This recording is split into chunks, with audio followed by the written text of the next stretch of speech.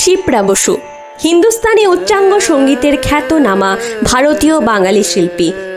অসাধারণ কারুকার্যময় সুরেলা কণ্ঠের অধিকারী হয়ে উচ্চাঙ্গ সঙ্গীতের পাশাপাশি ঠুমরি, গজল, রাগাশ্রয়ী সঙ্গীতে সমান পারদর্শী ছিলেন।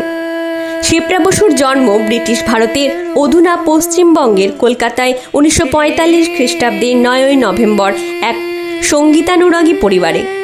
কৈশোরে তার সঙ্গীতে হাতেখড়ি আচার্য চিন্ময় লাহিড়ীর কাছে। বিরল প্রতিভার গুণে আর সঙ্গীতাচার্যের তালিমে তিনি হিন্দুস্তানি উচ্চাঙ্গ সঙ্গীতের এবং সেই সাথে লঘু শাস্ত্রীয় সঙ্গীতের অসামান্য শিল্পী হিসাবে নিজেকে প্রতিষ্ঠিত করেছেন। পরে লখনৌ ঘরানায় স্বামীর হয়ে শিক্ষা নেন গজল রানী বেগম আক্তারের কাছে প্রায় 15 বছর। এরপর বেনারস ঘরানার তালিম নায়না দেবীর কাছ থেকে। শিপ্রা বসু নিজের অধ্যাবসায়ে তার আকর্ষণীয় কণ্ঠে বিশুদ্ধ ও সাবলীল উর্দু উচ্চারণে আর অসামান্য গায়কিতে এক অনন্য গজল গায়িকা হিসেবে প্রতিষ্ঠা লাভ করেন। তবে তাকে হিন্দুস্তানি উচ্চাঙ্গ সঙ্গীতের মূল তালিম দেন বিশ্ববন্দিত ও যশস্বী পণ্ডিত রবিশঙ্কর।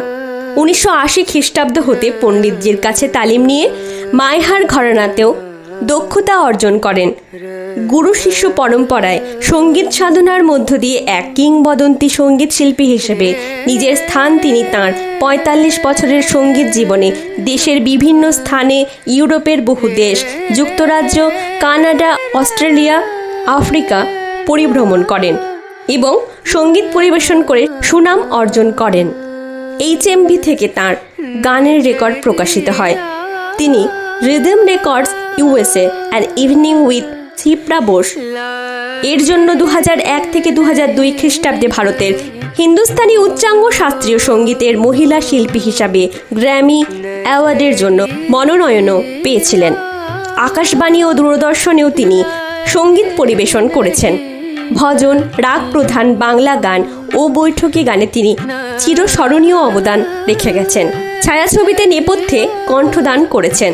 শিপ্রা বসুর স্বামী স্বনামধন্য তবলাবাদক পণ্ডিত গোবিন্দ বসু তাঁকে নিরন্তর উৎসাহ আর প্রেরণা জুগিয়েছেন। যদিও তাঁরা একত্রে কখনো মঞ্চে আসেননি, তবুও তাঁদের পারস্পরিক প্রশংসা তাঁদের সফলতা এনে দিয়েছে।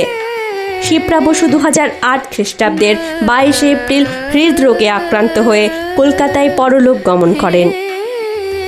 নমস্কার, কণ্ঠে মন্দিরা। ভিডিওটি পছন্দ হলে চ্যানেলটি সাবস্ক্রাইব করে পাশে থাকবেন।